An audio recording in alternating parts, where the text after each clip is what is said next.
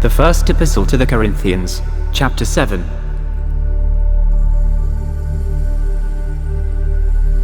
Now concerning the things whereof ye wrote unto me, it is good for a man not to touch a woman.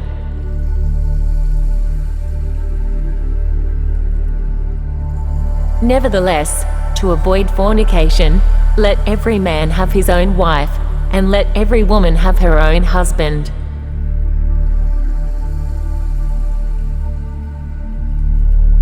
Let the husband render unto the wife due benevolence, and likewise also the wife unto the husband.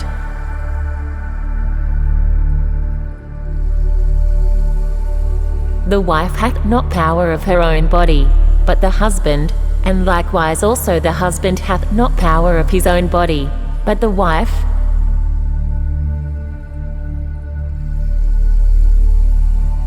Defraud ye not one the other, except it be with consent for a time, that ye may give yourselves to fasting and prayer, and come together again, that Satan tempt you not for your incontinency.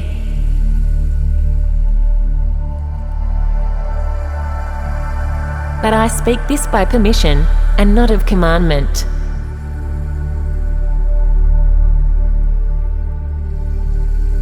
For I would that all men were even as I myself. But every man hath his proper gift of God, one after this manner, and another after that.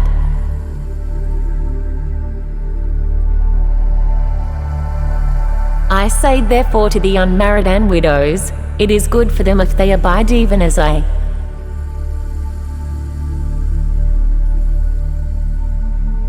But if they cannot contain, let them marry, for it is better to marry than to burn.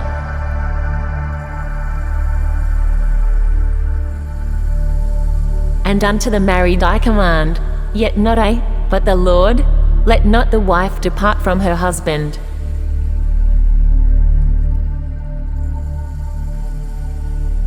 But and if she depart, let her remain unmarried or be reconciled to her husband, and let not the husband put away his wife.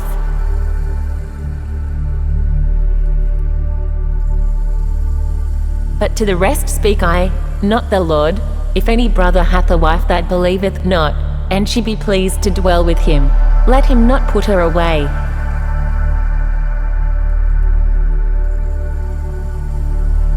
And the woman which hath an husband that believeth not, and if he be pleased to dwell with her, let her not leave him.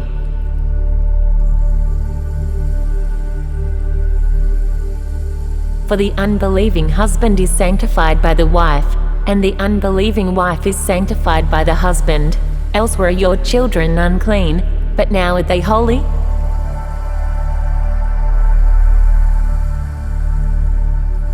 But if the unbelieving depart, let him depart.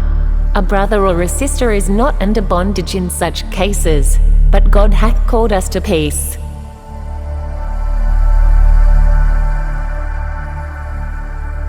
For what knowest thou, O wife, whether thou shalt save my husband, or how knowest thou, O man, whether thou shalt save thy wife?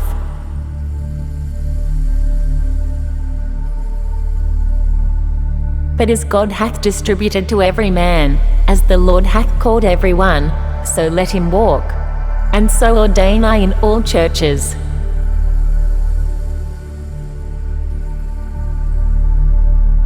Is any man called being circumcised?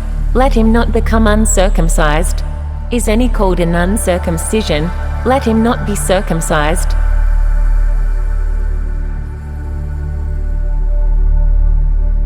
Circumcision is nothing, and uncircumcision is nothing, but the keeping of the commandments of God.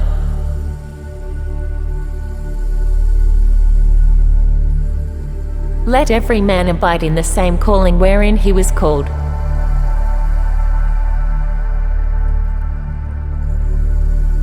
Art thou called being a servant?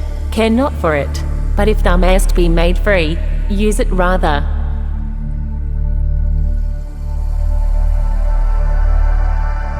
For he that is called in the Lord, being a servant, is the Lord's freeman.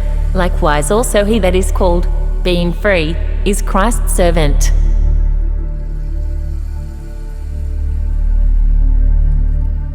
Ye are bought with a price, be not ye the servants of men.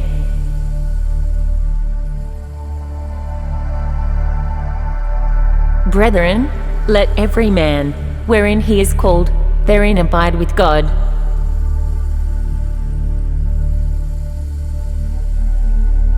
Now concerning virgins I have no commandment of the Lord, yet I give my judgment, as one that hath obtained mercy of the Lord to be faithful.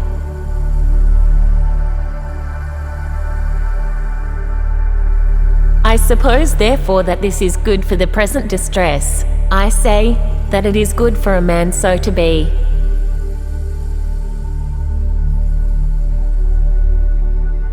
Art thou bound unto a wife?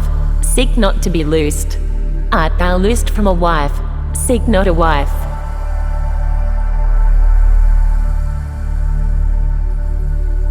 But and if thou marry, thou hast not sinned, and if a virgin marry, she hath not sinned. Nevertheless such shall have trouble in the flesh, but I spare you.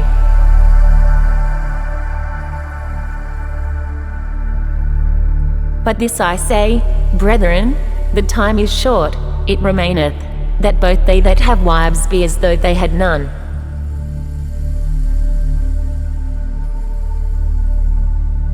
And they that weep, as though they wept not, and they that rejoice, as though they rejoice not, and they that buy, as though they possess not.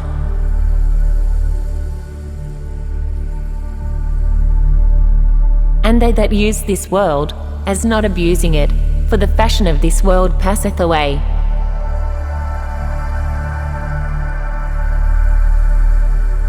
But I would of you without carefulness. He that is unmarried careth for the things that belong to the Lord, how he may please the Lord.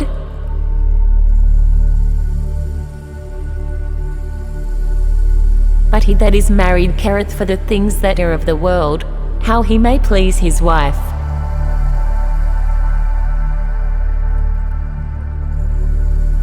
There is difference also between a wife and a virgin. The unmarried woman careth for the things of the Lord, that she may be holy both in body and in spirit, but she that is married careth for the things of the world, how she may please her husband.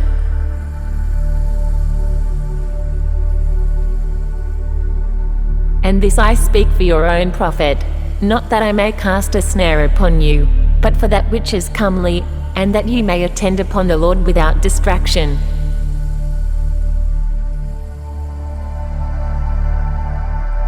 But if any man think that he behaveth himself uncomely toward his virgin, if she pass the flower of her age, and need so require, let him do what he will, he sinneth not. Let them marry.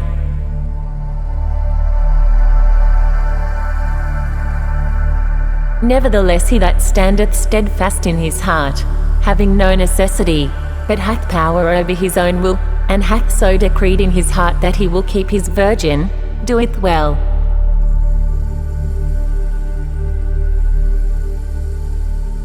So then he that giveth her in marriage doeth well, but he that giveth her not in marriage doeth better.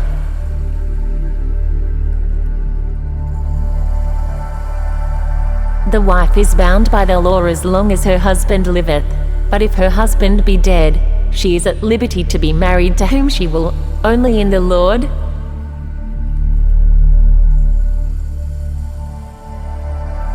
But she is happier if she so abide, after my judgment, and I think also that I have the Spirit of God,